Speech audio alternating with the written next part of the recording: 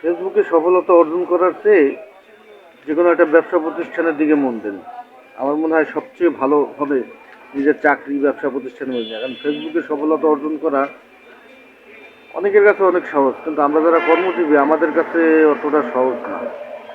তো আমি চাই আপনারা যারা ফেসবুকে সময় দিচ্ছেন দেন, অসুবিধা নাই, কিন্তু অতিরিক্ত মাত্রায় কিছু করা ঠিক নয়।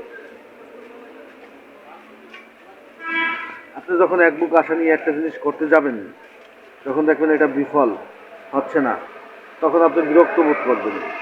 আপনি ঠিক সেম কাজটাই কৃষিকাজ করতেছেন, কৃষিকাজের উপরে মন দেন। আপনার একটা দোকান আছে, দোকানের প্রতি মন দেন, বা একটা চাকরি করেন, চাকরির ফাঁকে অন্য কিছু করার চেষ্টা করেন। আমার মনে হয় সেটাই ভালো হবে।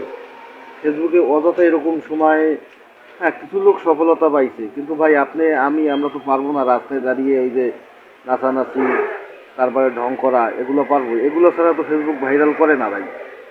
করে? আপনি হিসাব করে দেখেন। তো আমি চাই যে পেজ একটা খোলা আছে, বেশ পেজে কাজ করতে থাকেন। যদি সফলতা আসে আসলো, না আসলে নাই। কিন্তু ওই আহামরিভাবে ঢালাওভাবে এইভাবে করবেন, এটা ভাই আমার খুব খারাপ লাগে, এটা আমার অপছন্দ। তো আপনারা যে কাজ করতেছেন সেটাই করেন। ফেসবুকে সময় দেন, রাতে রাতে একটু একটু সময় দেন, কিছু ফলোয়ার তৈরি করে রাখেন, ভবিষ্যতে যদি কাজে লাগে।